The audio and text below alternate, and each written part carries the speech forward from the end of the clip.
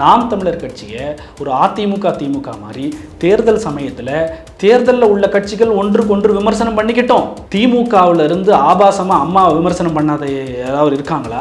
இல்லை அதிமுகவிலிருந்து தலைவர் கலைஞரை யாராவது விமர்சனம் பண்ணாமல் இருக்காங்களா? எவ்வளவு ஆபாசமாக பண்ணிக்கிறாங்க. இதில் என்ன பிரச்சனை? ரெண்டையும் நீங்கள் திராவிட இயக்கமாக தானே கருதிக்கிட்டீங்க. ஏன் நாம் தமிழர் இயக்கம்னா மட்டும் எல்லாரும் ஒன்று சேர்ந்து ஒரு ஒரு ஒரு மோசமான முறையில் விமர்சனம் பண்ணுறீங்க? ஏன் நாம் தமிழர்ன்ற ஒரு இயக்கம் அரசியலுக்கு வரக்கூடாதா? ஐயா டிஆர் பாலு அவர்கள் 7-8 தடவை எம்பியாக இருந்துட்டாங்க. இந்த தொகுதியில் ஐயாவை யாராவது கடந்த 15-20 வருஷத்தில் யாராவது பார்த்துருக்கீங்களா? ஸ்ரீபெரும்புதூர் தொகுதி மக்களே, இந்த வெள்ளம் வந்தது, அவரை பார்த்தீங்களா? பரந்தூர் விமான நிலைய விரிவாக்கம், அந்த பரந்தூர் விமான நிலைய விரிவாக்கத்தை அதிமுகவும் வேணுங்குது, திமுகவும் வேணுங்குது, காங்கிரஸும் வேணுங்குது, பிஜேபியும் வேணுங்குது. அப்படி இருக்கும்போது இந்த தொகுதியோட எம்பியா ஒரு பிரதிநிதியாக அந்த மக்களை போய் சந்திச்சாரா? ஏன் இந்த ப்ராஜெக்ட் வேணும்னு உங்கள்கிட்ட வந்து எக்ஸ்பிளைனாவது பண்ணாரா? செம்பரம்பாக்கம் ஏரியிலேருந்து, ரெட்டேரியிலேருந்து, அம்பத்தூர் ஏரியிலேருந்து, நம்ம ரெட் ஹில்ஸுலேருந்து எல்லா ஏரிகளும் எங்கள் ஸ்ரீபெரும்புதூர் தொகுதியின் கீழே தான் வருது. சென்னையுடைய முக்கிய குடிநீர் ஆதாரமே எங்கள் ஸ்ரீபெரும்புதூர் ஏரி நீர்நிலைகள்லேருந்து தான் உங்களுக்கு பூர்த்தி செய்யப்படுது. சென்னை மக்களே, அந்த ஏரியெல்லாம் இப்போ என்ன நிலைமையில் இருக்குன்னு உங்களுக்கு தெரியுமா? நீங்கள் பார்த்தீங்கன்னா ரத்த கண்ணீர் வெடிப்பீங்க. அந்த தண்ணியை பார்த்தோன்னே வாந்தி எடுத்துருவீங்க. அப்படிப்பட்ட மோசமான நிலைமையில் இருந்து தான் அந்த தண்ணீரை உங்களுக்கு சப்ளை பண்ணுறாங்க. நான் உங்ககிட்ட ஒரு கேள்வி கேட்குறேன். என் ஸ்ரீபெரும்புதூர் தொகுதி மக்கள் வேலையில் தன்னிறைவு அடைஞ்சிட்டாங்களா? வேலை வாய்ப்பில் சொல்லுங்கள். 80% அதிகமாக என் ஸ்ரீபெரும்புதூர் தொகுதி மக்கள் வந்து கல்வி தகுதியோடு காத்திருக்காங்க. கிட்டத்தட்ட 87% அவங்க வேலை வாய்ப்பு இல்லாமல் இருக்காங்க. ஃப்ரீயாக காசு கொடுக்கறது உனக்கு நல்ல திட்டமாக தெரியுது. மகளிருக்கு 1000 ரூபா. ஒரு விவசாயியை வந்து நான் அரசுடைய நிறுவனத்துக்குள்ளே கொண்டு வந்து, ஆவின் மாதிரி ஒரு நிறுவனத்துக்குள்ளே கொண்டு வந்து அவனுக்கு ஒரு எல்லா விதமான பிஎஃப்லேருந்து இன்சூரன்ஸ் எல்லாம் கொடுத்து அவனுக்கு ஒரு 20,000 ரூபா 25,000 ரூபா சேலரி கொடுத்தா உனக்கு நடைமுறையில் சாத்தியம் இல்லை. இனாமா கொடுத்தா சாத்தியம். இலவச கலைஞர் டிவி சாத்தியம், இலவச மிக்சி டிவி சாத்தியம்.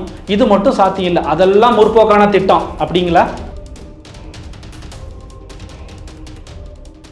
நியூஸ் கிளிட்ஸ் நேயர்கள் அனைவருக்கும் வணக்கம். நான் உங்கள் மணிமாறன். இன்றைக்கி இந்த நிகழ்ச்சியில் நம்ம கூட ஸ்ரீபெரும்புதூர் தொகுதியினுடைய நாம் தமிழர் கட்சி வேட்பாளர் மருத்துவர் ரவிச்சந்திரன் அவர்கள் இணைந்திருக்கிறார். அவர்கிட்ட கேட்க இருக்க நிறைய கேள்விகள் இருக்குது. வாங்க கேட்டு பதில்கள் தெரிஞ்சுப்போம். சார் வணக்கம். வணக்கம், நான் மருத்துவர் ரவிச்சந்திரன். உங்ககிட்ட நீங்கள் பேசின ஆரம்ப துளியிலிருந்தே முதல் கேள்வி என்ன அப்படின்னா, நம்ம மருத்துவராக இருக்கும் போது மக்களுக்கு சேவை செய்யணும், அதிலேருந்து ஒரு பெனிஃபிட்டை பார்க்கணும், ஒரு பெரிய ஹாஸ்பிட்டல் கட்டணும், ஒரு மிகப்பெரிய ஆளாக வளரணும் அப்படின்னு தான் எல்லாருமே யோசிப்பாங்க. அரசியலுக்குள்ளே வந்திருக்கீங்க நாம் தமிழர் கட்சியினுடைய வேட்பாளராக. இதனுடைய தொடக்கப்புள்ளி எங்கே சார் இருக்குது? தொடக்கப்புள்ளி எங்கே ஆரம்பிச்சதுன்னா, நான் கல்லூரி காலத்துலேயே ஆரம்பிச்சிருச்சு. 2009 எல்லாருமே நம்ம கனத்த மனதோடு கடந்த அந்த காலங்கள். ஸோ அதில் ஒரு தீவிரமான ஒரு மன அழுத்தத்துக்கு உள்ளாக்கப்பட்ட இளைஞர்களில் நாங்களும் ஒருவர் தான். ஸோ அப்போ வந்து மருத்துவக் கல்லூரியில் ஏற்கனவே இந்த மாதிரியான போராட்டங்களில் நான் முன்னின்று நடத்ததுனால அப்போது ஜேர்னலிஸ்ட்டோட நிறைய தொடர்பு இருந்தது. அதனால் அதன் வழியாக நாங்கள் வந்து அப்போது ஐயா வைகோ, அண்ணன் திருமாவளவன், ஐயா ராமதாஸ் அவர்கள், அப்புறம் தமிழிசை சவுந்தரராஜன், ஐயா பழநெடுமாறன் தலைமையில் கம்யூனிஸ்ட் இயக்கங்கள் இரண்டும் எல்லாரும் சேர்ந்து பெரும் ஒரு கூட்டமைப்பை உருவாக்குனாங்க. அந்த கூட்டமைப்போட ஜேர்னலிஸ்ட் வழியாக பழைய போராட்டங்கள் விளைவாக அவங்களோட தொடர்பு வழியாக எங்களுக்கு அவங்களோட தொடர்பு கிடைச்சிது. ஸோ அவங்களோட போனோம், சந்தித்தோம். எப்படி நம்மளால் வந்து அங்கே பெரும் போர் நடந்து குழந்தைகளும் அப்பாவி பொதுமக்களும் பெண்களும் வந்து மிக மோசமான முறையில் அங்கே கொல்லப்படுறாங்க. நம்ம என்ன செய்ய முடியும், நம்மளுடைய போராட்டத்தின் வழியாக என்ன அவங்களுக்கு கொடுக்க முடியும் அப்படின்றது நிறைய we was discussing a lot. So பல கட்ட போராட்டங்கள் பண்ணணும்.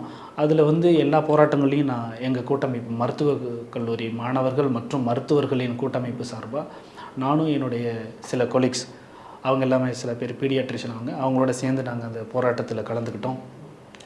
இது எல்லாமே ஒரு கட்டத்துக்கு மேலே ஒரு நிறைய முறை அரெஸ்ட் ஆகி நாங்கள் ரிலீஸ் செய்யப்பட்டோம். எங்களுடைய ஹாஸ்டல் எல்லாத்தையுமே அப்போ க்ளோஸ் பண்ணிட்டாங்க. ஈவன் வந்து தங்கும் விடுதிகள், தனியார் தங்கும் விடுதிகளும் அப்போ கலைஞர் ஐயாவுடைய அரசு வந்து மிகவும் ஒடுக்குமுறை கையாண்டாங்க. போராட்டத்தை எப்படி தடுத்து நிறுத்தணும், போராட்டத்தை எப்படி ஒடுக்கணுன்றதில் கவனம் செலுத்தினாங்களோ தவிர, ஏன் இந்த இளைஞர்கள் வந்து வேலை வெட்டியை விட்டுட்டு அவங்க சம்பாதிக்கிறதை விட்டுட்டு அவங்க குடும்பத்துக்கு செய்ய வேண்டிய கடமையை விட்டுட்டு போராடுறாங்கன்னு அவங்க சிந்திக்காமல் எதை செஞ்சால் இவங்களுடைய போராட்டத்தை இவங்களால் தொடர முடியாதுன்றதில் கவனம் செலுத்தினாங்க. பெரும் தொந்தரவு கொடுத்தாங்க. போராட்டம் பண்ணுற மருத்துவர்களுக்கு அந்த ஹாஸ்பிட்டலுக்கே ப்ரெஷர் கொடுக்கப்பட்டு இது மாதிரிலாம் போராட்டம் பண்ணால் நீங்கள் வந்து எங்கள் ஹாஸ்பிட்டலில் வேலை செய்யாதீங்கன்னு சொன்னாங்க. இப்படி பல விதமான இன்னல்களை சந்தித்து தான் அதை பண்ணணும். அப்படி சிரமப்பட்டு செய்த போராட்டம் ஒரு அடையாள போராட்டமாக மட்டும் இல்லாமல் ஒரு ப்ராக்ஸி போராட்டமாக, ஒரு கவுன்சிலிங் போராட்டமாக இந்த கூட்டமைப்பு தலைவர்களால் வந்து நடத்தப்பட்டதுன்றது ஒரு கட்டத்துக்கு மேலே தான் நாங்கள் உணர முடிஞ்சுது. என்ன மாதிரினா, ஒரு போராட்டம் காலையில் போவோம், போராட்டம் பண்ணுவோம், அரெஸ்ட் பண்ணப்படுவோம், திரும்பி மாலையில் விடுவிக்கப்படுவோம், மாலையில் போராட்டம் பண்ணுவோம், அரெஸ்ட் பண்ணப்படுவோம், இரவு விடுவிக்கப்படுவோம். இந்த காங்கிரஸ் இன்னி வரைக்கும் நமக்கு துரோகம் தானே செய்யுது. பிஜேபி விட இந்த காங்கிரஸ் எந்த வகையில் வந்து குறைந்ததுன்னு நினைக்கிறீங்க? பிஜேபி என்ன செய்யுதோ அதை விட 100 மடங்கு காங்கிரஸ் செஞ்சுக்கிட்டு இருக்கே. இன்றைக்கும் சொல்கிறாங்க கர்நாடகாவிலேருந்து ஒரு சொட்டு தண்ணீர் தரமாட்டான்னு. அவங்களோட கூட்டணி எதுக்கு உங்களுக்கு? நாங்கள் என்ன கர்நாடக மக்களோட நீரையாக கேட்குறோம்? 4 மாநிலத்தில் இந்த நதி ஓடுது, 4 மாநிலத்துக்கான பங்கு தானே கேட்குறோம். அப்போ இந்த காங்கிரஸோட மறுபடியும் கூட்டணிக்கு வச்சு இந்த திமுக தேர்தலை சந்திக்குது. இந்த திமுகவுக்கு நம்ம எப்படி தான் புரிய வைக்கிறது?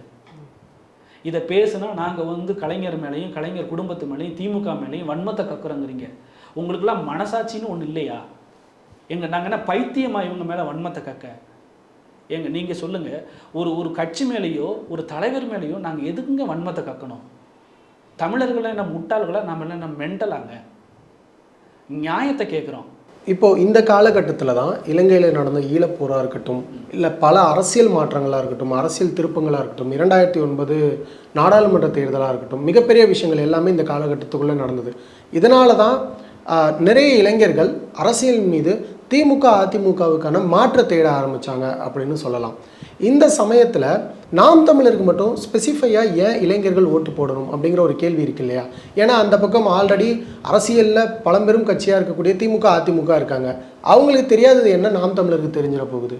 நாம் தமிழர் அரசியலுக்காக உருவாக்கப்பட்ட இயக்கம் கிடையாது. நாம் தமிழர் ஒரு பெரும் துயரம் தமிழ் இனத்துக்கு நடந்தது. அந்த துயரத்துக்கு நீதி வேண்டி நாம் பல முயற்சிகள் எடுத்தோம். இங்கே ஆண்டு கொண்டிருக்கின்ற மத்திய மற்றும் மாநில அரசுகள் எதுவுமே செய்யலை. அப்போ நம்ம என்ன பண்ணுறதுன்னு தெரியாமல் ஒவ்வொருத்தரும் ரோட்டில் நின்று நம்ம போராடி கத்திக்கிட்டு இருக்கும்போது தானாக நமக்குள்ள ஒரு கூட்டமைப்பை உருவான இயக்கங்களில் ஒன்று தான் நாம் தமிழர். ஐயா சுபவியெல்லாம் அப்போ வந்து மிகப்பெரிய அளவில் தமிழ் தேசியம் பேசினார். இன்றைக்கி என்ன ஆச்சு உங்களுக்கு எல்லாருக்கும்?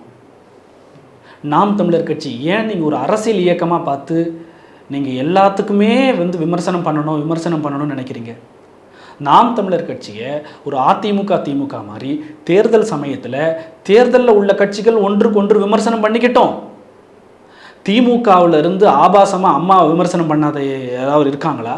இல்லை அதிமுகவிலிருந்து தலைவர் கலைஞரை யாராவது விமர்சனம் பண்ணாமல் இருக்காங்களா? எவ்வளவு ஆபாசமாக பண்ணிக்கிறாங்க, எவ்வளோ சண்டைலாம் போட்டிருக்கிறாங்க. இதில் என்ன பிரச்சனை? ரெண்டையும் நீங்கள் திராவிட இயக்கமாக தானே கருதிக்கிட்டீங்க. ஏன் நாம் தமிழர் இயக்கம்னா மட்டும் எல்லாரும் ஒன்று சேர்ந்து ஒரு ஒரு ஒரு மோசமான முறையில் விமர்சனம் பண்ணுறீங்க? ஏன் நாம் தமிழர்ன்ற ஒரு இயக்கம் அரசியலுக்கு வரக்கூடாதா? நாங்கள் ஏற்கனவே நாம் தமிழர் இயக்கம் அரசியலில் வந்து பதவி அடைஞ்சிருக்கா? மக்கள் பணத்தை கொள்ளடிச்சிருக்காங்களா? இல்லை தீமை செஞ்சுருக்காங்களா? ஏன்? தயவு செஞ்சு சொல்கிறேன், அரசியல் இயக்கமாக நாம் தமிழர் திமுக அதிமுகவோட மோதட்டும், அவங்க தன்னுடைய இடத்தை நிரூபிக்கட்டும், அது பிரச்சனை இல்லை. மற்ற இயக்கங்கள் தயவு செஞ்சு உங்கள்கிட்ட கைகூப்பி கேட்டுக்கிறேன், தயவு செஞ்சு தமிழர்களாக ஒன்றிணைங்க. இலங்கையில் நடந்ததுக்கு, ஈழத்தில் நடந்ததுக்கு நமக்கு நீதி வேணும். தமிழகம் ஒன்றுபட்டு செழிக்கணும். அரசியல் இல்லாத இயக்கங்கள் தயவு செய்து நாம் தமிழரை விமர்சனம் பண்ணாதீங்க. உங்கள்கிட்ட வேண்டி கேட்டுக்கிறேன். ஐயா சுபவியாக இருக்கட்டும், சகோதரர் திருமுருகன் காந்தியாக இருக்கட்டும், வாழ்வுரிமை இயக்க தலைவர் வேல்முருகன் ஐயாவாக இருக்கட்டும், எல்லா இயக்கங்களையும் கேட்டுக்கிறேன். தமிழனா ஒன்றிணைந்து குரல் கொடுப்போம். அரசியல் இயக்கமாக வரும்போது தேர்தல் அரசியலில் ஒருத்தருக்கு ஒருத்தர் விமர்சனம் பண்ணிக்கிட்டோம், மக்கள் முடிவெடுக்கட்டும். இதுதான் உங்கள்கிட்ட கேட்டுக்கிறேன். ஸ்ரீபெரும்புதூர் தொகுதி எடுத்துக்கிட்டோம் அப்படின்னா திமுகவினுடைய முக்கிய நட்சத்திர தொகுதி அப்படின்னு கூட சொல்லலாம். ஏன்னா திமுகவினுடைய பொருளாளர் டிஆர் பாலுவை நேரடியாக களம் காண்கிறார். இந்த தொகுதியில் எப்பவுமே ஹீட் வேவ் கொஞ்சம் அதிகமாகவே இருக்கும். இப்போ நீங்கள் களத்துக்கு போயிருப்பீங்க, கள நிலவரத்தை பார்த்துருப்பீங்க, உங்களுக்கு ஒரு ஸ்ட்ராட்டஜி இருக்கும் இல்லையா? அதை எப்படி இம்ப்ளிமெண்ட் பண்ண போகிறீங்க? எங்களுக்கு இருக்கிறதெல்லாம் ஒரே ஸ்ட்ராட்டஜிஸ் தான். ஒடுக்கப்பட்ட மக்கள், பாதிக்கப்பட்ட மக்கள்கிட்ட நாங்கள் போய் நிற்போம். இது மட்டும்தான் ஸ்ட்ராட்டஜிஸ். ஒவ்வொரு மிடில் கிளாஸும் பாதிக்கப்படுறாங்க, அவங்க கூட நின்று அவங்க பிரச்சனையை தீர்ப்போம். அவங்களுக்கு கொடுக்கக்கூடிய உறுதி அதுதான் எங்களுடைய மெயின் ஸ்ட்ராட்டஜி. உதாரணத்துக்கு சொல்லணுன்னா, ஐயா டிஆர் பாலு அவர்கள் 7-8 தடவை எம்பியாக இருந்துட்டாங்க. வாஜ்பாய் ஐயா காலத்திலிருந்து அவர்கள் வந்து மத்திய அமைச்சராக இருந்திருக்கிறாங்க. அதன் பிறகு மன்மோகன் ஐயா காலத்துலேயும் மத்திய அமைச்சராக இருந்திருக்கிறாங்க. சேது சமுத்திர திட்ட கால்வாயில் அவங்க தான் முக்கிய பங்கு வச்சுருக்கிறாங்க. உங்கள் எல்லாருக்கும் தெரியும், சேது சமுத்திர திட்ட கால்வாயின்றது வந்து கடலில் தூர்வாரம்னு சொல்லிட்டு ஒரு ப்ராஜெக்ட்டு. திருப்பி ஒரு கேஸ் போடுறாங்க, அந்த ப்ராஜெக்ட் நிற்கிது. கேஸ் போட்ட யாருன்னு உங்கள் எல்லாருக்குமே தெரியும். யாரோ ஒரு பெயர் தெரியாத நபர் அரசியல் தூண்டுதலில் தான் கேஸ் போடுறாங்க. உடனடியாக ப்ராஜெக்ட் ஸ்டாப் ஆகுது. திருப்பி ஜட்ஜி கேட்குறாரு, எவ்வளோ ப்ராஜெக்ட் பண்ணியிருக்கோம், இத்தனை கிலோமீட்டர் நாங்கள் கப்பல் போகிறதுக்கு தூர்வாரி இருக்கோம் அந்த பாலத்தை உடச்சி. இப்போ என்னன்னு போய் பார்த்தா அங்கே எதுவுமே இல்லை. சேட்டலைட்டில் பார்த்தீங்கன்னா அப்படியே தான் இருக்குது. தூர் வாரணும்னு சொல்லி பில் எழுதி இவங்க பணத்தை வந்துட்டு யூஸ் பண்ணப்பட்டிருக்கு. இப்போ கேட்டால் தண்ணி அலைகள் தினந்தோறும் இருக்குது, இப்போ மறுபடியும் தூர்னு வாரினதுலேயே திருப்பி மண்கள் மூடி இருக்கும் அப்படின்னு சொல்கிறாங்க. இது எங்கேயோ கேள்விப்பட்டிருப்பீங்கன்னு நினைக்கிறேன். சர்க்கரையா கமிஷனில் ஒரு பெரும் ஊழல் பற்றி விசாரணை நடக்கும்போது சர்க்கரை எங்கன்னா எறும்பு சாப்பிட்டுருச்சுன்னு சொன்னாங்க. சரி, சர்க்கரையை வச்சுருந்த கோணி எங்கன்னா அதை கரையாக சாப்பிட்டுருச்சுன்னு சொன்னாங்க. இவங்களுடைய அறிவை பார்த்தீங்களா? அவங்களுடைய அறிவை வந்து தமிழகத்துக்கு சாதகமாக பயன்படுத்திருந்தால் இந்நேரம் நாம் உலகத்திலேயே நம்பர் 1 வல்லரசாக இருப்போம். இந்த மாதிரியான செயல்களுக்கு தான் பயன்படுத்துகிறாங்க. ஆக ஐயா டிஆர் பாலு அவர்கள் 7-8 முறை அவர்கள் வந்து இந்த தொகுதியுடைய எம்பியாக இருந்தாலும், பல முறை அமைச்சரவையில் இடம்பெற்றிருந்தாலும் இந்த தொகுதி இன்னும் மிக மோசமான நிலைமையில் தான் இருக்குது. இந்த தொகுதியில் ஐயாவை யாராவது கடந்த 15-20 வருஷத்தில் யாராவது பார்த்துருக்கீங்களா? ஸ்ரீபெரும்புதூர் தொகுதி மக்களே, இந்த வெள்ளம் வந்தது, அவரை பார்த்தீங்களா? பரந்தூர் விமான நிலைய விரிவாக்கம், அந்த பரந்தூர் விமான நிலைய விரிவாக்கத்தை அதிமுகவும் வேணுங்குது, திமுகவும் வேணுங்குது, காங்கிரஸும் வேணுங்குது, பிஜேபியும் வேணுங்குது. அப்படி இருக்கும்போது இந்த தொகுதியோட எம்பியாக ஒரு பிரதிநிதியாக அந்த மக்களை போய் சந்திச்சாரா? ஏன் இந்த ப்ராஜெக்ட் வேணும்னு உங்கள்கிட்ட வந்து எக்ஸ்பிளைனாவது வந்து பண்ணாரா? உங்களுக்கு புரிய வைக்க முயற்சி எடுத்தாரா? செம்பரம்பாக்கம் ஏரியிலேருந்து, ரெட்டேரியிலேருந்து, அம்பத்தூர் ஏரியிலேருந்து, நம்ம ரெட் ஹில்ஸ் வந்து எல்லா ஏரிகளும் எங்கள் ஸ்ரீபெரும்புதூர் தொகுதியின் கீழே தான் வருது. சென்னையுடைய முக்கிய குடிநீர் ஆதாரமே எங்கள் ஸ்ரீபெரும்புதூர் ஏரி நீர்நிலைகள்லேருந்து தான் உங்களுக்கு பூர்த்தி செய்யப்படுது. சென்னை மக்களே, அந்த ஏரியெல்லாம் இப்போ என்ன நிலைமையில் இருக்குன்னு உங்களுக்கு தெரியுமா? கூடிய விரைவில் நாங்கள் அதுக்கான எல்லா டாக்குமெண்ட்ரியும் நாங்கள் ரிலீஸ் பண்ணுறோம். நீங்கள் பார்த்தீங்கன்னா ரத்த கண்ணீர் வெடிப்பீங்க. அந்த தண்ணியை பார்த்தோன்னே வாந்தி எடுத்துருவீங்க. அப்படிப்பட்ட மோசமான நிலைமையில் இருந்து தான் அந்த தண்ணீரை உங்களுக்கு சப்ளை பண்ணுறாங்க. அதனால் ஒரு தொகுதியோட பிரச்சனை நீங்கள் ஒதுங்கி நிற்காதீங்க. எல்லாருக்குமே அந்த ஒரு தொகுதியினால் இருந்து உங்களுக்கான பலன் கிடச்சிக்கிட்டு இருக்குது. அங்கே வர ஒரு பாதிப்பு உங்களுக்கு சேர்த்து தான். அனைத்து நீர்நிலைகளும் மிக மோசமாக இருக்குது. பல்லாவரம் தாம்பரம் ஏரியாவில் தோல் பதனிடும் தொழிற்சாலைகள் எல்லாமே நேரடியாக அவங்களுடைய கெமிக்கல் கழிவை செம்பரம்பாக்கம் ஏரியா அதெல்லாம் கலக்கிறாங்க. ஆலந்தூர் சைடு அடையாறு ஆறு உற்பத்தி ஆகக்கூடிய அந்த இடங்கள் எல்லாமே மிக மோசமாக குப்பைகள் கொட்டப்பட்டும் கெமிக்கல் போடப்பட்டும் அதி தீவிரமான முறையில் அனைத்து நீர்நிலைகளும் பால்பட்டிருக்கு. ஏரிகள் எல்லாம் சுருங்கிடுச்சு. உங்கள் எல்லாருக்கும் தெரியும் ஆக்கிரமிப்புகள். பரந்தூர் விமான நிலையத்தை நீங்கள் பிபிசி டாக்குமெண்ட்ரியில் போய் பாருங்கள் ஐயா. நேரடியாக உங்களுக்கு பார்க்க சிரமமாக இருந்ததுன்னா பச்சை பசேல்னு இருக்கும். இளைஞர்கள் நீங்களாம் அந்த இடத்த பார்த்த உடனே என்ன பண்ணுவீங்கன்னா, அங்கே போய் ஒரு 2 ஏக்கர் இடத்த வாங்கி 1 ஏக்கர் வாங்கி ஒரு ஆர்கானிக் விவசாயம் பண்ணி ஒரு ஹட்டு போட்டு சென்னைக்கு ரொம்ப பக்கத்தில் தானே நிம்மதியாக வாழலாமா அப்படின்னு ஆசைப்படுவீங்க. அந்த மாதிரி பச்சை பசேல்னு இருக்கும். அவ்வளோ பறவைகள், அவ்வளோ உயிரினங்கள் அங்கே இருக்குது. அங்கேருந்து அது வந்து எப்படி நீங்கள் பார்க்கலான்னா, ஒரு மருத்துவனாக சொல்கிறேன், உடம்புல பல பாகங்கள் இருக்குது, ஒவ்வொரு பாகத்துக்கும் முக்கியத்துவம் இருக்குது. அப்போ அந்த பரந்தூர் விமான நிலையம் அமைஞ்சிருக்கிற அந்த பச்சை பசேல்னு இருக்கக்கூடிய 37 ஏரிகள் அதில் பாதிக்கப்படுதுங்க. பல நீர்நிலைகள், குளம், குட்டைகள் எல்லாம் இன்னும் அதிகமான எண்ணிக்கையில் கிட்டத்தட்ட 4563 ஏக்கர் கூட இன்னும் 2-3 ஏக்கர் எடுக்கிறதா பேசிக்கிட்டு இருக்காங்க. ஸோ இத்தனை ஏக்கர்கள் அங்கே வந்து விவசாய நிலமும் நீர்நிலைகளும். அதுதான் சென்னைக்கான ஒரு நுரையீரல். சென்னைக்கு தேவையான தூய்மையான காற்று அங்கேருந்து தான் நமக்கு கிடைக்கிது. தூய்மையான குடிநீரும் அங்கேருந்து தான் கிடைக்கும். அதெல்லாம் பால்படுத்திட்டு சென்னை மக்கள் என்ன நரகத்திலேயே வாழ போகிறோம்? உங்களுக்கு நகரம் வேணுமா, நரகம் வேணுமா? தொழில்களுக்கு நாங்கள் எதிரி அல்ல. நாம் தமிழர் இயக்கமோ எங்களை மாதிரி படித்த இளைஞர்களோ தொழில்களுக்கு எதிரி அல்ல. ஒரு குறிப்பிட்ட பகுதியில் ஒரு தொழிலை அமைக்க போகிறோன்னா அந்த பகுதிக்கு ஏற்ற தொழில் எது? அதனால் ஏதாவது சுற்றுச்சூழல் பாதிக்கப்பட்டால் சுற்றுச்சூழல் தன்னைத்தானே புதுப்பித்து கொள்ள முடியுமா அப்படின்னு பார்த்து செய்யக்கூடிய தொழில்களை நாங்கள் வரவேற்கிறோம். அதுக்கு தான் நாங்கள் நாம் தமிழர் வரையறையிலேயே நாங்கள் சொல்லியிருப்போம். தேர்தல் அறிக்கையிலேயே ஒவ்வொரு பகுதிக்கும் தேவையான அந்த பகுதிக்கு உகந்த தொழில்களை நாங்கள் பொருளாதார மண்டலமாக உருவாக்குறோம். அந்த மாதிரி அம்பத்தூர் மற்றும் ஸ்ரீபெரும்புதூரில் அதிகமான தொழிற்சாலைகள் இருக்குது. அந்த தொழிற்சாலைகளில் நீங்கள் போய் பாருங்கள். காலையில் ஒரு 6 மணிக்கு நீங்கள் போய் பார்த்தீங்கன்னா ஒரு 2 லட்சம் 3 லட்சம் வட மாநிலத்து இளைஞர்கள் வந்து அந்த ரோடை கிராஸ் பண்ணி வேலைக்கு போய்கிட்டு இருப்பாங்க. அப்போ நான் உங்ககிட்ட ஒரு கேள்வி கேட்குறேன். என் ஸ்ரீபெரும்புதூர் தொகுதி மக்கள் வேலையில் தன்னிறைவு அடைஞ்சிட்டாங்களா? வேலைவாய்ப்பில் சொல்லுங்கள். 80% அதிகமாக என் ஸ்ரீபெரும்புதூர் தொகுதி மக்கள் வந்து கல்வி தகுதியோடு காத்திருக்காங்க. கிட்டத்தட்ட 87% அவங்க வேலைவாய்ப்பு இல்லாமல் இருக்காங்க. அப்போ என் தொகுதி மக்கள் வந்து அங்கே தொழில் SEZன்னு சொல்லக்கூடிய ஸ்பெஷல் எக்கனாமிக்ஸ் ஒன்று சிப்காட் இதெல்லாம் அமையறதுக்கு என் தொகுதி மக்கள் தான் நிலத்தை கொடுத்துருக்காங்க. பூர்வீகமாக இருந்த நிலத்தை கொடுத்துருக்காங்க, தண்ணீரை கொடுத்துருக்காங்க. அங்கே அவங்களுடைய வரி பணத்தில் தான் எலக்ட்ரிசிட்டி நம்ம கொடுக்குறோம். தொழில்களுக்கு பல சலுகைகள் கொடுக்குறோம். 10 வருஷம் டேக்ஸ் எக்ஸம்ஷன்லாம் கொடுக்குறோம். ஏதேதோ சலுகைகளை கொடுத்து முதல்வர்லாம் பெரும் அளவில் வந்து அந்நிய முதலீடை வரவேற்கிறேன்னு சொல்லிட்டு நிறைய சலுகைகள் கொடுக்குறாங்க. இவ்வளவும் கொடுத்து தியாகம் பண்ண அந்த தொகுதி மக்களுக்கு வேலை வாய்ப்பும் கிடையாது. அப்போ நான் இந்த தொகுதிக்கு வந்து நான் அவங்கக்கிட்ட கேட்டுக்கிறது என்னென்னா, எந்த தொழிற்சாலையாக வேணால் இருங்க, எங்கள் இயக்கம் உங்கள் தொழிற்சாலைக்கு எந்த மாதிரி குவாலிட்டியில் உங்களுக்கு வந்து பணிக்கான ஆட்கள் வேணும் சொல்லுங்கள். அதை நாங்களே அந்த குவாலிட்டியாக அவங்கள வந்து ட்ரைனிங் பண்ணி சர்டிஃபை பண்ணியே உங்களுக்கு நாங்கள் ப்ரொவைட் பண்ணுறோம். அரசாங்கம் அவங்களுக்கு ஒரு நிதியை கொடுக்கும். அதேமாரி தொழிற்சாலைகளில் ஒரு நிதி, ஒரு சம்பளம் கொடுக்கணும். 2 சம்பளம் அவங்களுக்கு. VAO மாதிரி JAO ஒருத்தரை வந்து நாங்கள் என்ன பண்ணுவோம், அதை வந்து மானிட்டர் பண்ணுறதுக்குன்னு அரசாங்கத்திலேருந்தே நாங்கள் போடுவோம்.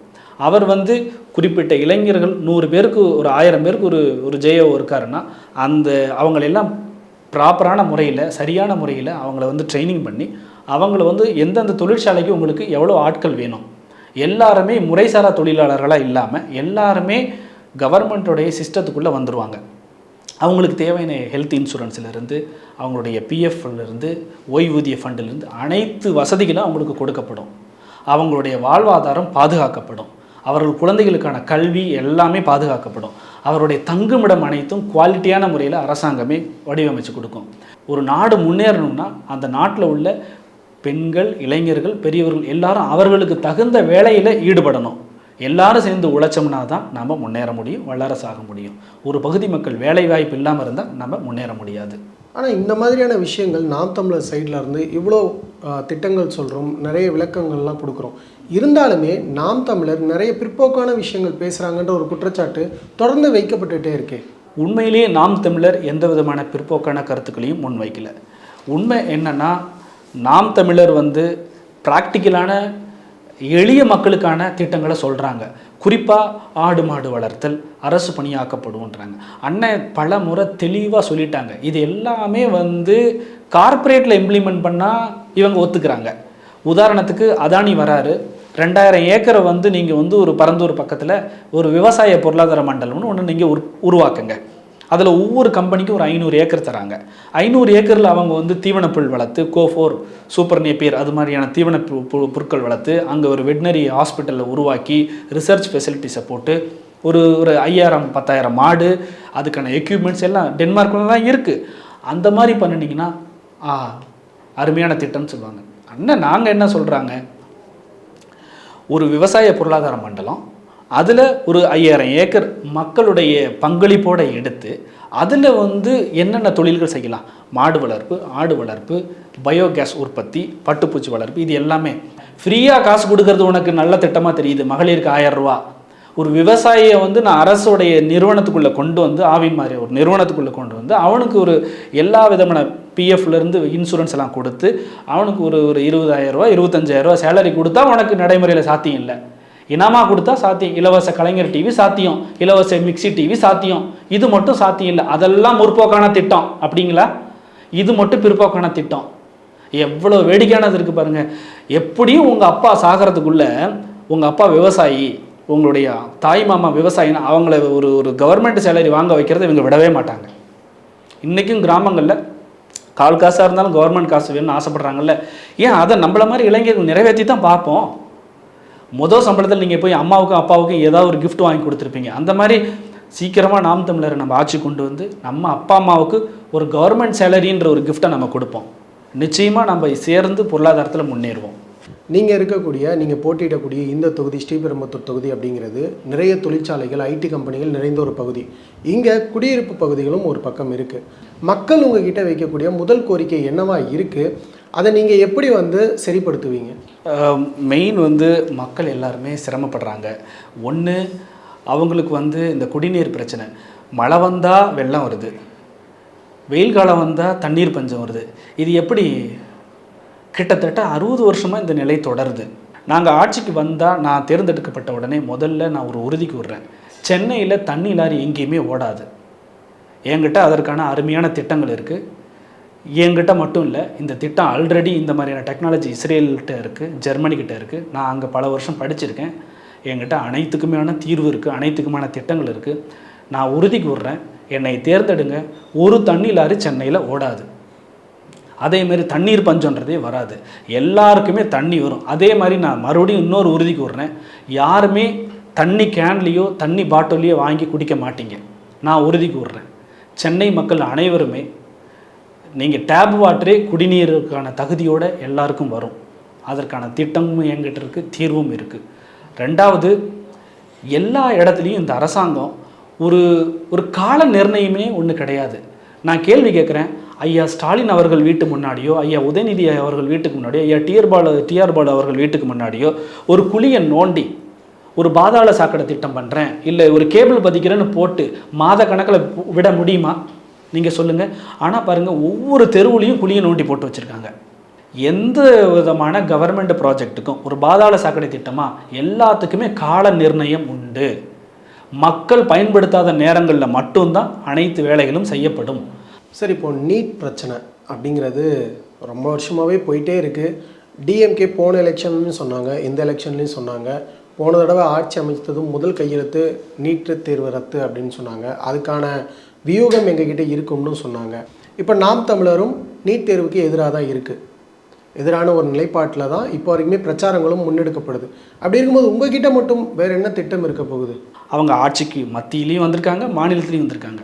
கிட்டத்தட்ட 18-19 வருஷம் தொடர்ச்சியாக மத்தியில் ஆட்சியில் இருந்திருக்காங்க. என்ன செஞ்சாங்க? கல்வியை அவங்க பொதுப்பட்டியலிருந்து மாநில பட்டியலுக்கு கொண்டுட்டு வந்திருந்தாலே ஸ்டேட்ஸ்க்கு மட்டும்தான் அந்த பவர்ஸ் இருந்திருக்கும். அப்போ நீட்டை நாம் சந்திச்சிருக்க வேண்டிய அவசியமே இல்லை. போன தடவை சகோதரர் உதயநிதி அவர்கள் சொன்னாங்க, நீட்டை நீக்கக்கூடிய ரகசியம் எனக்கு தெரியும், அது இந்த எடப்பாடி பழனிசாமி அவர்களுக்கு தெரியலை. அது என்ன ரகசியம்னா சூடு, சொரணை, வெக்கம், மானம் அப்படின்னு சொன்னார். இப்போ நான் கேள்வி கேட்குறேன், அது என்கிட்டையும் இருக்குது, என் எதிரில் இருக்கக்கூடிய இளைஞர்கள்ட்டையும் இருக்குது. ஐயா உங்களுக்கு இருக்கா? ஒரு டாக்டராக நான் இறங்கி பேசக்கூடாதுன்னு நினைக்கிறேன். உங்கள் அளவுக்கு நான் தரம் தாழ்ந்து பேச விரும்பலை. முந்தானேத்து கூட நீங்கள் ஐயா எடப்பாடியை பற்றி போன தேர்தலில் எப்படி அவர்களையும் அந்த சசிகலா அம்மையாரை பற்றி நீங்கள் ஒரு ஆபாசமாக பேசுனீங்களோ அதை இந்த தேர்தலையும் பேசுகிறீங்க. எனக்கு புரியவே இல்லை. இந்த அளவுக்கு ஒரு ஆபாசமான அரசியலை உங்களை மாதிரி புதியதாக அரசியலுக்கு வந்தவங்களும் செய்யணுமா? நான் கேள்வி கேட்குறேன். அந்த ரகசியம் சூடு, சொரணை, வெக்கமானன்னு சொன்னீங்க, எங்ககிட்ட இருக்குது, உங்கள்கிட்ட இருக்கா? ஏன் அந்த 5 வருஷத்தில் அது உங்கள்கிட்ட இல்லாமல் போச்சா? ஏன் நீக்கலை? நீட்டை என்னால் நீக்க முடியும், நீட்டை உங்களாலேயும் நீக்க முடியும், யாராலையும் நீக்க முடியும். அதுக்கு ஒன்றும் பெரிய ஒரு சிரமம்லாம் கிடையாதுங்க. 2 விதமாக நம்ம அதை அணுகலாம். ஒன்று, ஆல்ரெடி இந்திய அரசாங்கம் எக்ஸிட் எக்ஸாம் எப்படி நீட் தேர்வு ஒரு மருத்துவக் கல்லூரியில் சேருவதற்கான நுழைவுத் தேர்வோ அதே மாதிரி மருத்துவக் கல்லூரியை நீங்கள் முடித்ததுக்கப்புறம் எழுத வேண்டிய எக்ஸாம் எக்ஸிட்னு சொல்லி புதுசாக ஒன்று கொண்டு வராங்க. நம்ம ஏற்கனவே ஃபைனல் இயர் எக்ஸாம் முடித்தாலே போதுன்ற நிலையை மாறி, அப்போ எப்படி இருந்தாலும் ஒரு எக்ஸாம் நம்ம எழுதி தான் ஆகணும். நாம் மெடிக்கல் கவுன்சில் ஆஃப் இந்தியாவுடைய நம்ம ரெக்கக்னேஷன் வேணும்னா தான் நாம் இந்த நீட்டுக்குள்ளே இருக்கணும். எப்போ தமிழ்நாடு அரசு இயற்றிய சட்டத்தை எங்களுக்கு நீட்டு வேணான்னு சொல்லி 7 கோடி தமிழர்களால் தேர்ந்தெடுக்கப்பட்ட ஒரு அரசாங்கம் கொடுத்த ஒரு சட்டத்தை நீங்கள் மதிக்கலையோ, அப்போ நாம் உங்களுடைய மெடிக்கல் கவுன்சில் ஆஃப் இந்தியாவோட தரத்துக்கு நாங்கள் இல்லை, எங்களுக்கு வேண்டான்னு சொல்லி நம்ம வெளியில் வந்துடலாம். அப்போ தமிழ்நாட்டில் நம்ம டாக்டராக ப்ராக்டிஸ் பண்ணுறதுக்கு ஒரு பிரச்சனையும் கிடையாது. ஆந்திராவிலையோ கேரளாவிலையோ மற்ற மாநிலத்தில் நம்ம ப்ராக்டிஸ் பண்ணோன்னா மெடிக்கல் கவுன்சில் ஆஃப் இந்தியா, இந்திய அரசாங்கம் எப்படி நம்ம ரஷ்யாவில் போய் படிச்சுட்டு வரோம், உக்ரைனில் போய் படிச்சுட்டு வரோம், சைனாவில் போய் நம்ம படிச்சுட்டு வரோம் எம்பிபிஎஸ்னால் இங்கே எக்ஸிட் எக்ஸாம் எழுதணும், அந்த மாதிரி எழுதிட்டு இந்தியாவில் ப்ராக்டிஸ் பண்ணலாம். அது மாதிரி பண்ணிக்கிட்டட்டும். அதேமாதிரி வெளிநாடுகளில் இப்போ இருக்கக்கூடிய இந்த சிஸ்டம்லேயே இந்தியாவுடைய எந்த மருத்துவ படிப்பையும் நேரடியாக எந்த நாடும் அங்கீகரிக்கலை. ஈவன் துபாய்க்கு போனால் கூட எக்ஸாம் எழுதிட்டு தான் நம்ம ப்ராக்டிஸ் பண்ண முடியும். ஆக நம்ம வெளிநாடுகளுக்கு இந்த நம்மளுடைய மருத்துவ படிப்பு வந்து தேர்வு எழுதாமல் எந்த வகையிலையும் அவங்க அனுமதிப்பது கிடையாது. தேர்வு எழுதி தான் நம்ம வெளிநாட்டுக்கு போகணும். அதே மாதிரி மற்ற மாநிலத்துக்கும் தேர்வு எழுதி போயிடலாமே, மாணவர்கள் அதுக்கு தயாராக தான் இருக்கும். இந்த வகையில் நம்ம செய்யலாம். இன்னொரு வகை இது இல்லாமல் ரொம்ப எளிமையாக செய்யலாம். ப்ரைவேட் மெடிக்கல் காலேஜில், தனியார் மருத்துவக் கல்லூரியில் 18 லட்சத்துலேருந்து 25 லட்சம் வரைக்கும் ஃபீஸ் இருக்குது. கவர்மெண்ட் மெடிக்கல் காலேஜுக்கு ரொம்பவுமே ஒரு ஆயிரக்கணக்கான ரூபாயில் தான் ஃபீஸ் இருக்குது. அப்படி இருக்கும் பட்சத்தில் நாம் தமிழக அரசாங்கம் தமிழக மாணவர்கள் நீட்டு வழியாக பாதிக்கப்படும் போது அவங்க தமிழ்நாடு கவர்மெண்ட் மெடிக்கல் காலேஜஸ்க்கான ஃபீஸை ஒரு 25 லட்சம் இல்லை ஒரு 45 லட்சம் அப்படி நீங்கள் உயர்த்திடலாம். ஃபீஸை தனியார் கல்லூரியுடைய ஃபீஸுக்கு நிகராகவோ இல்லை அதற்கு மேலேயோ அந்த மொத்த ஃபீஸையும் தமிழக மாணவர்களுக்கு ஸ்காலர்ஷிப்பாக கொடுத்துடலாம். இப்போ நாம் தான் ஃபீஸை உயர்த்துகிறோம், காலேஜுக்கு நாமளே ஸ்காலர்ஷிப் கொடுக்குறோம். ஸோ அரசுக்கு ஒரு நஷ்டமும் இல்லை. இதனால் என்ன நடக்கும்னா தமிழக மாணவர்கள் 35 லட்சம் ரூபா ஃபீஸையுமே தமிழக அரசால் ஸ்காலர்ஷிப்பில் வந்துடுவாங்க. அதர் ஸ்டேட் கேண்டிடேட்ஸ் மற்ற மாநில மாணவர்கள் அதை எடுக்க மாட்டாங்க. ஏன்னா 35 லட்சம் அவங்க ஃபீஸ் கட்டி ஆகணும். ஸோ அப்போ அதை எடுக்க மாட்டாங்க. ஆட்டோமேட்டிக்காக நம்மளுடைய மாணவர்களையே 100% நம்ம கல்லூரியில் சேர்ப்பதற்கான வேலையை செய்ய முடியும். இதற்கெல்லாம் எந்த தடையும் இல்லை, கோர்ட்லேயோ எதுலேயும் தடை இல்லை. நீங்கள் ப்ரைவேட் மெடிக்கல் காலேஜ் நம்மளை அரசாங்க மருத்துவக் கல்லூரியோட குறைவான வசதிகளோடு இருக்கிறவங்க 25 லட்சம் ஃபீஸ் வாங்கும்போது நல்ல வசதியோடு இருக்க மெட்ராஸ் மெடிக்கல் காலேஜோ, கீழ்பாக் மெடிக்கல் காலேஜோ, ஸ்டான்லியோ, மதுரை மெடிக்கல் காலேஜோ ஃபீஸ் அவ்வளோ வைக்கிறதுல என்ன பிரச்சனை? அதனால் நம்ம வைக்கிறதுல எந்த தடையும் வராது. இப்போ பிரச்சார களம் வந்து பயங்கரமாக அனல் பறந்துக்கிட்டு இருக்குன்னு தான் சொல்லணும்.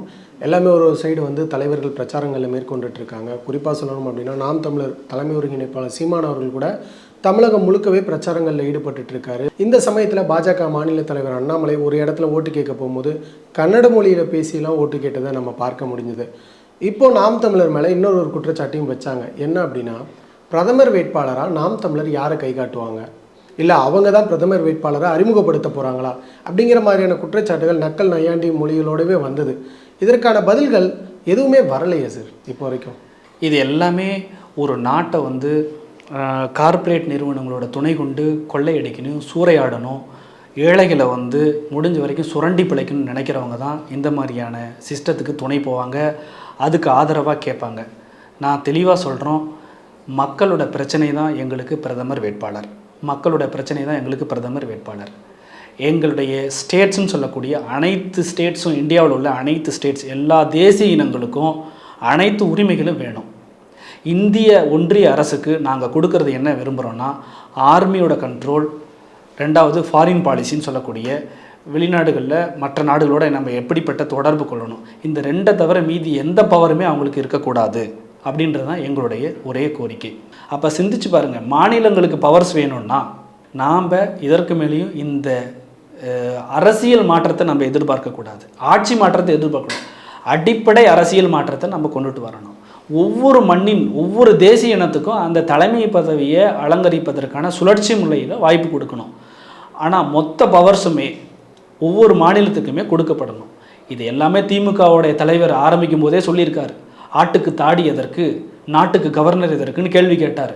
கவர்னர், பிரசிடெண்ட் இதெல்லாம் கண்காணி வேலை. பிரிட்டிஷ் அரசாங்கம் தேர்ந்தெடுக்கப்பட்ட அரசாங்கம் இந்தியாவில் இருக்கும்போது அவர்களை கட்டுப்படுத்துவதற்கும் கண்காணிப்பதற்கும் உருவாக்கப்பட்ட பதவிகள் தான் இது.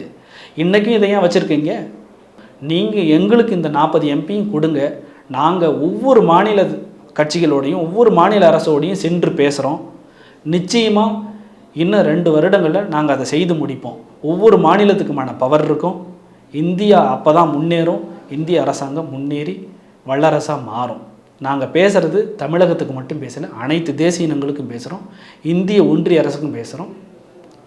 ஒரு அருணாச்சல் பிரதேஷ் முதல்வர் அந்த வாய்ப்பை பெற்றாதான் அவங்க அருணாச்சல் பிரதேச மண்ணில் ஒரு பிடி இடம் சைனாவால் ஆக்குபை பண்ணப்பட்டாலும் அவர் கேள்வி கேட்டிருப்பார். இவங்கெல்லாம் கேட்காமல் இருக்கிறதுக்கு காரணம் இதுதான். இன்றைக்கி ஜம்மு காஷ்மீர் முதல்வர் அந்த பதவியை சுழற்சி முறையில் பெறுவதற்கான வாய்ப்பு பெற்றிருந்தால் இன்றைக்கி அவங்க மாநிலம் 3ஆக பிரிக்கப்பட்டு சூறையாடப்பட்டிருக்காது. மாநில அந்தஸ்திலிருந்து யூனியன் பிரதேசமாக இவங்க தன்னிச்சையாக முடிவெடுத்திருக்க மாட்டாங்க. ஸோ இதையெல்லாம் மாறணுன்னா மாநிலங்களே அவங்க பவரை அடையணும். அதுதான் எங்களுடைய இலக்கு. அதற்கு நீங்கள் ஆதரவு தெரிவிக்கணும். உங்களுடைய நேரத்தை பயன்படுத்தி ரொம்ப நன்றி சார். பொதுமக்கள் அனைவருக்கும் ஒரு வேண்டுகோள், உங்கள் எல்லாருக்கும் தெரியும், அண்ணன் சீமான் அவர்களை இந்த மத்திய மற்றும் மாநில அரசுகள் மற்றும் அனைத்து கட்சிகளும் எந்த அளவுக்கு நெருக்கடி கொடுக்குறாங்க. நீங்கள் நினைக்கக்கூடிய தேர்தல் ஆணையம், அமலாக்கத்துறை, சிபிஐ, இன்கம் டேக்ஸ், இது எல்லாம் தனித்த அமைப்புகள் நினச்சிக்கிட்டு இருக்கிறோம். ஆனால் அப்படி இல்லை. இது எல்லாமே காங்கிரஸ் இருந்தப்போ அவங்களோட ஏவல் துறையாக இருந்தது. இன்றைக்கி பிஜேபி இருக்கும்போது இவர்களுடைய ஏவல் துறையாக இருக்குது. கடும் நெருக்கடி எங்களுக்கு கொடுக்கப்பட்டுச்சு. எங்கள் சின்னம் முடக்கப்பட்டுச்சு. விவசாய சின்னம் கஷ்டப்பட்டு இந்த எளிய பிள்ளைகள் ஒவ்வொரு மக்கள்கிட்டையும் கொண்டு போய் சேர்த்துருந்தோம். எங்கள்கிட்ட பொருளாதார வசதி கிடையாது. ஐயா டிஆர் பாலுக்கு 74 ஒரு டிரைவராக கலைஞரோட இணைஞ்சு அவருடைய அரசியல் பயணத்தை ஆரம்பித்தாங்க. இன்றைக்கி எவ்வளோ சொத்துக்கு அதிபதியாக இருக்கிறாங்க. அந்த மாதிரி எங்கள்கிட்ட பணம் இல்லை. நாங்கள் எளிய பிள்ளைகள், ஏழை விவசாயியோட பிள்ளைகள். எங்களுடைய இந்த புதிய சின்னம் மைக் இப்போ தான் நாங்கள் அவ்வளோ நெருக்கடிகளுக்கு அப்புறம் நாங்கள் வாங்கியிருக்கோம். இந்த சின்னத்தை நாங்கள் ஒவ்வொரு மக்கள்கிட்டையும் கொண்டு சென்றுக்கிட்டு இருக்கோம். பொதுமக்கள் நீங்களே பேர் எழுச்சியாக கொண்டு போய் இதை சேர்க்கும்படி நான் கேட்டுக்கொள்கின்றேன். எங்கள் நாம் தமிழர் கட்சி எளிய பிள்ளைகளை கொண்ட கட்சியில் மைக் சின்னத்திற்கு நீங்கள் வாக்களியுங்கள். உங்களுடைய அனைத்து பிரச்சனையும் தீர்த்து வைப்போம். ஏனென்றால் நாங்கள் வேறு எங்கிருந்தோ வரவில்லை. உங்களில் ஒருவர்கள் நாங்கள் எளிய பிள்ளைகள். உங்களிடம் வேண்டி கேட்டுக்கொள்வதெல்லாம் ஒன்றுதான், இளைஞர்கள் வேண்டும், படித்தவர்கள் வேண்டும், சிந்தனையாளர்கள் வேண்டும். அப்போ தான் ஓட்டு போடுவோன்னு சொன்னீங்க. எல்லா தகுதியோடு எங்கள் அண்ணன் உங்கள்கிட்ட கொடுத்துருக்காரு. இதற்கு மேலே இந்த வாக்களிக்காத 40% மக்கள் தயவு செஞ்சு அப்படி இருக்காதீங்க. வீட்டை விட்டு வெளியில் வாங்க, வெயில்னு பார்க்காதீங்க. ஒரு நாள் நீங்கள் உங்களுடைய ஆயுதம் இந்த ஓட்டுன்ற ஒரு விஷயத்தை நீங்கள் பயன்படுத்தாமல் விட்டுட்டிங்கன்னா அதன் பிறகு உங்களுடைய வாழ்வாதாரம் 5 வருஷம் யாராலையும் காப்பாற்ற முடியாது. வேண்டி கேட்டுக்கொள்வதெல்லாம் ஒன்று தான், இந்த எளிய பிள்ளைகளுக்கு, படித்த பிள்ளைகளுக்கு, நீங்கள் விரும்பியமாறு நாங்கள் தகுதியோடு வந்த இந்த பிள்ளைகளுக்கு வாக்களியுங்கள். உங்கள் அனைத்து பிரச்சனையும் உங்களுடைய சேவகனாக இருந்து நாங்கள் தீர்த்து வைக்கிறோம். நாம் தமிழர், வாக்களியுங்கள். மைக் சின்னம் இது மக்களின் மாற்றத்திற்கான சின்னம். மைக் ஒளி வாங்கி. வணக்கம்.